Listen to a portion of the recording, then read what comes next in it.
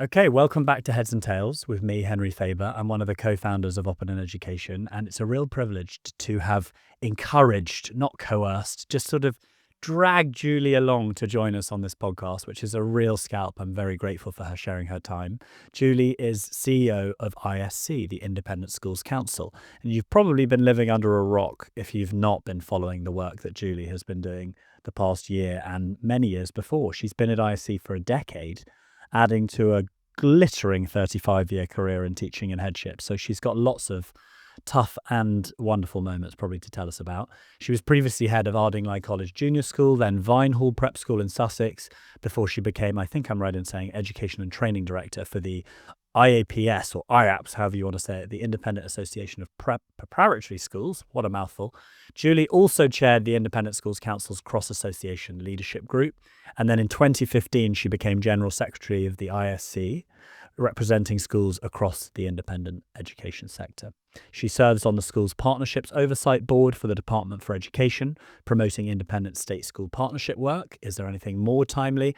And Julie now liaises with influencers across the globe, probably, but mostly here in the UK, in education, in schools, government, the media, and she serves the interests of ISC's constituent associations and member schools.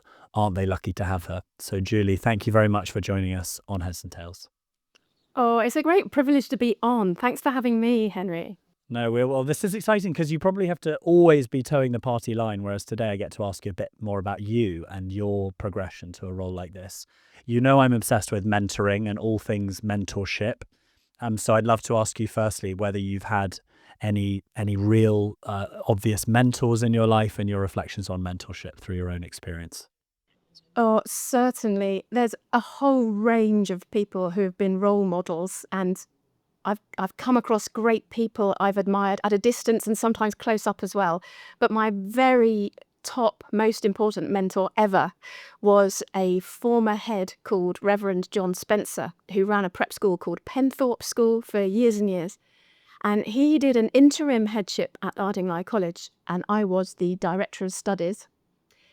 And when he ran the interim, he got to a point where they advertised the headship. He was meant to be there 3 months. In the end, he did 3 years. They were advertising the headship again, and he said, "I think you should apply." Um, so it's kind of him who put me on track for what happened for the rest of my career, because I think I wanted to be the best ever prep school deputy head, or maybe a primary head, in my career. That's what I was thinking. Didn't want the responsibility of headship at that time. And he just sort of made it a possibility in my mind. And the more I thought about it, the more I felt I can't not apply now. But the difference he made to my life was he believed in me. I think we all have people who believe in us and change our lives and giving us confidence. And he helped coach me through the aspects of headship I was most terrified of, the responsibility, the public speaking, that sort of thing. He was such a great example of a headmaster. He used to give these assemblies where he'd be addressing the children, but there was a message for the staff as well. He was absolutely wonderful, and I was extremely lucky to know him. So he was my greatest mentor, and I remember him warmly. Lovely. And if I take you back to pre-teaching, even back to being a student yourself, is there some anecdote that tells us what Julie was like as a teenager or even earlier that shaped the kind of person you became? I was pretty low profile at school. I went to a nice little C of E primary school where the English teacher had to get my mum in to say she's read all the books. We need to find more books for her to read. So that was quite sweet. In my secondary school, it was the kind of school where you just wanted to keep your head down and stay away from trouble. But my mother tells this story. I wasn't aware of this at the time, where she went into a parents' evening and the teacher didn't know which pupil I was. And then they said to her, "Oh, yes, Julie, she's the one who always has her hand up." And I think I find that really fascinating, because I think probably as a teacher, my main aim was always to notice the quiet ones. You know that phrase about the noisy hinge gets oiled. I wanted to be there for the nice, polite children. And I thought, how sad, again, I didn't remember this incident, but how sad that I was a little girl with my hand up all the time. Presumably that maybe those teachers were thinking, she's got an answer, I don't need to worry about her, I'll go to someone else. So I think that actually affected what I went on to become as a person. It's funny because on the other hand, I'd say, God, we want to encourage everyone to have their hand up, and how great that you were that student and how wonderful that it gave you the confidence. But I suppose there are two sides to every coin. I always say to children when they're applying for secondary schools or they're going through an interview process and they're worried about being calm or quiet, I say, just imagine the secondary school that was full of really loud, confident people, just all really loud, confident people. It'd be an awful place to be a student. So every school is looking for that mixed fabric of different types and personalities. I'd love to ask you about some challenges. Now, they might be recent, they might be this year, or they might be previous years gone by, but I'd love to know where the great tough challenges of your career have been, and then flipping the question, some positives, some highlights, perhaps one of each. So yeah, we'll go into the challenges first. Well, of course, lots of challenge. We've all been through times of change and enormous uncertainty, haven't we, over recent years? So I think all of us can relate to contradictions around us, not really knowing how things are going to turn out and having to be courageous. There have been masses of intellectual toughies in my career. I'd say we'll come on to nicer things later. So the biggest challenge for me in my career was during headship, and it would be speaking at the funeral of a 5-year-old girl. So I mean that's when you recognise the community that you're running in a school. And it was the last thing I had to do as a head teacher as I left Vinehall was speak at this funeral. It was hard. Yeah, that's a horrible thing to reflect back on. And you're not the first person to say to me it's those experiences in headship where you've signed up for responsibility, and that responsibility comes with some really happy, glorious moments, but you know the minute you accept that responsibility, it's going to come with some incredibly difficult things too, difficult conversations, employment things. Yeah. Such a roller coaster emotionally, because the responsibility is a community one, isn't it? You know, this is your world. And I remember when I was leaving Vinehall, some of the children were asked to sort of give their memories of Mrs. Robinson, and they'd say, "Oh yeah, she comes to assembly," and there were photos of me sort of throwing the Bible and merit points at people. And one of the children said, "You know, what's Mrs. Robinson's job? She comes to assembly to make us feel happy," which is so sweet. But they thought I owned the school. They thought it was my world. I didn't. But it's so. I think you have to feel the difficulties if you really care, because then you get the highs as well as the lows. You know, and it's all part of life, isn't it?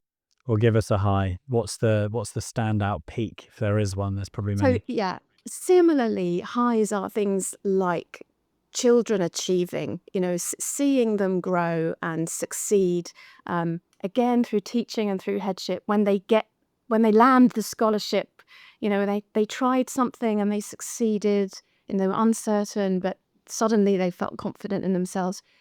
Through my career, my greatest triumphs, I think. So as a teacher, it was how the pupils did. As a head, it was how the staff did. And I still get the most enormous buzz out of if I'm a referee for someone going for a job, and I know it's tough for them putting themselves forward, and they get the job. I just love that. I think I'm a natural cheerleader kind of a person. So the thing I'm most proud of is an ISI, an inspectorate report at Vinehall, where we got a fantastic report, but there were some comments in it that perhaps no one else would have noticed, but it meant the world to me.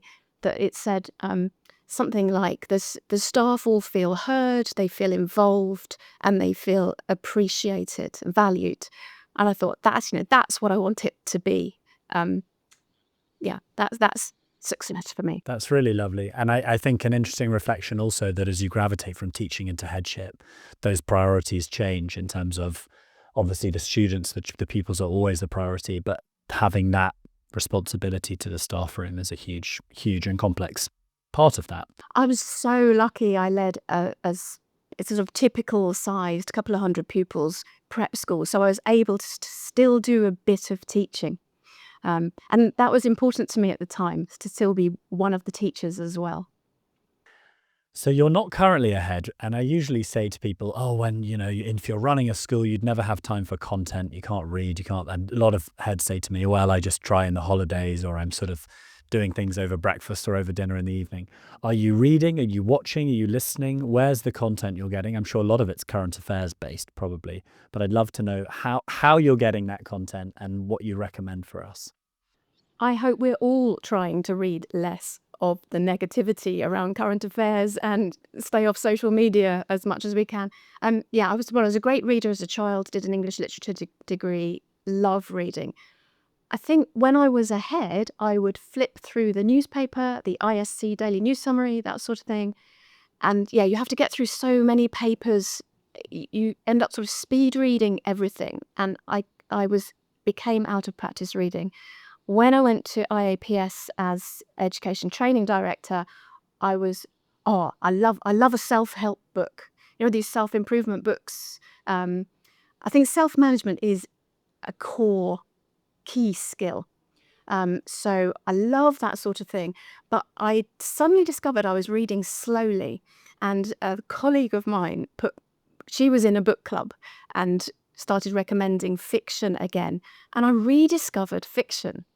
Um, and now I'm actually a great proponent of fiction. I think it's really important to read proper stories. And it doesn't surprise me at all that there's research to suggest children who read fiction develop more empathy. It makes complete sense to me. So I am reading some books to make me better, more effective. And also, I've always got a fiction book on the go. And that's the joy, I think, reading fiction. But you're right, there's very little time. But just reading a little bit at the end of the day, trying to replace the 10 o'clock news with a bit of reading, I think is a great thing to do.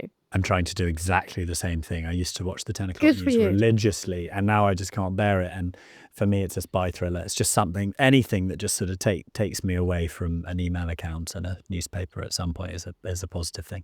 That's great. Yeah, Thank it's you. good to be awake from screens. So I'm on a tube every day, and I secretly want to congratulate everyone who has an actual book in their hand rather than a phone. um, Education is a complex place at the best of times. It's probably more divided in some ways than it's ever been, and there are very, controversial ends of the spectrum and extreme views. And you've had a particularly complex time representing an organization that's going through the ringer in lots of ways. Not an organization, a group of schools, a whole movement of schools. I always ask people about their unpopular opinion or their controversial opinion. So that's my first part of my question: is there something you can stand up behind that you're happy to stand on that soapbox and defend as a position? Yeah, so I'm in a slightly odd situation in that I was state educated and yet I represent 1,400 fee charging independent schools across the country, which is quite fun. But a lot of what we do talks about partnership and joining together. So I have just spent the last 10 years as the ambassador for independent schooling, private schools. And sadly, my experience has been um, it is controversial to many people that I truly believe in the value of independent schools for the public good, that they support social mobility. And a lot of people find that really difficult to get their heads around. So I'll often be talking to politicians, civil servants, all kinds of people. And of course, I work in this bubble of independent schools. I've worked in them myself, so I know they're lovely, warm, friendly, family places. All of us as teachers living the dream of making the world a better place and looking after children. So I'm really comfortable with that. But I have to remember that the majority of people have no experience of independent school apart from what they may have read. So that stereotype is all they really know about the sector. So many times in the last 10 years, I'll say to someone I'm talking to, oh, did you know that over half the independent schools in this country just have a couple of hundred pupils? And they're really surprised because they assume all independent schools are big, wealthy foundation schools with international boys in boarding houses with wrought iron bedsteads, that whole thing. When I'm trying to say we're not what you think we are. So I think it's controversial. It feels sometimes really unfashionable to be the voice of something which a lot of people attribute huge symbolic significance to. And that has been how it's played out in politics, of course, because education is so politicized. And our sector has definitely been a political football, a cause of embarrassment, and then, receiving really tough policy attacks recently. But because I believe in it, I'm comfortable with that belief, and I've just had to learn to respect the fact that other people might have an entirely opposing view, and it's my job to help them question that if at all possible. Thank you. And can I ask what's been most successful as a means of breaking that boundary, breaking that barrier? You've been doing it for so long. What most sells the story or gets through to people when you see something change in a mindset? I think often it's the voice of the children. Something that was quite unexpected about recent events was the opportunity to demonstrate, because there was this big national media interest in independent schools, to be able to put out there the small special schools, the schools which to me are typical of our sector, primary phase day schools with lots and lots of special needs or sensitive children in them, and to be able to generate case studies where people, because they felt under attack, unfortunately, were willing to speak to the media and be case studies to say, actually, and this is typical in my experience, my family is both the parents work, one of our salaries pays school fees. We just couldn't find the right place for our child in a local state school. And that's not to blame the state school. It's because of funding, it's because of availability. So we choose to pay school fees for our child. That's what we're doing. And I think those stories, which are real, have received more of a highlight recently. So I'm hoping that will work its way through the public consciousness. How interesting. You've been through teaching, headship, I suppose, shadow sector, as it were, or supporting the schools world. Our listeners are both teachers and more broadly educationalists. Is there a piece of advice you'd be happy to share that really carries through all that you've done, and it would be your go-to piece of advice? Oh, yes. So in education, as with so many things, I'm a big believer in valuing people around you in your community. So using your contacts in terms of, if I don't know what to do, I try to find someone who knows stuff, someone else who knows better than I do. As I said earlier, I think self-management, managing yourself, is really important. When I did IAPS courses towards headship, it was about authenticity. We used to ask people to describe a leader they felt was not successful. And through that, they discovered the best leaders. They're just genuine and sincere. So I think to be authentic in how you operate, but do what you believe in. Do the right thing. Also appreciate what's good, because it's terribly easy to be dragged down in the sort of morass of tragedy around us in the world. But you can choose to be positive, and everyone working in schools knows the importance of school culture in being optimistic and generating hope for future generations. So let's not get mired in the negative. try to be a beacon of hope for everyone, because actually, if you can choose positivity or negativity, you may as well go positive. And I know the good head teachers out there, there's so many of them. That's what they do, and they make all the difference to their school communities. Well, you breathed optimism and positivity into all of this debate very, very successfully. As a final question, I guess, as an addendum to that advice, what's next for you and the ISC movement, and what do you see coming in the next few months, and what will be top of your priorities? Yeah, so if you asked me that at the end of last year, I would have said, it's really difficult, with VAT coming in 1st of January. It was a big shock. It's been huge for the sector. It's been really difficult for schools. It was just sort of with associations supporting schools into that and then regrouping. In actual fact, you're speaking to me just a week or so after we were in the Royal Courts of Justice, hearing extremely good barristers setting out the case for independent schools. It was actually really good to have our day in court. We're still awaiting a judgment on that, so it's not over yet. But I think in my organisation, as the ambassadors for independent schools, we feel like there's a lot to be doing.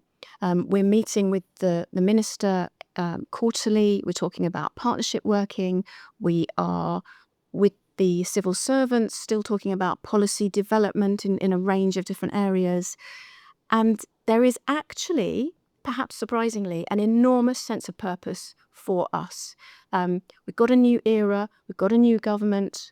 We're going to work really positively to represent all children in all schools, but education and independent schools too, to be part of that debate and to demonstrate the relevance of independent schools across society, and try to help more members of the public understand what we really are. So there's a lot on for the time being, and it's strange because it was really tough just after the election and the budget time to know that these very tough policies were coming. Schools are closing and pupils are having to move school, and that's really, really tough. But we feel like we know what we need to do about it, and we're going to fight that fight. Well, I'm sure amid a moment of trauma, there will be innovation and there will be opportunity for sure. And I'm sure you'll be scouting those opportunities out with the optimism that you've showed to date. So, Julie, thank you so much for joining us. It's time that's really appreciated. And I think this will be a fascinating lesson for people interested in your background as well as in the movement that you're so involved with. And I'm really grateful for the time you've shared. So, thank you very much. Oh, thank you, Henry.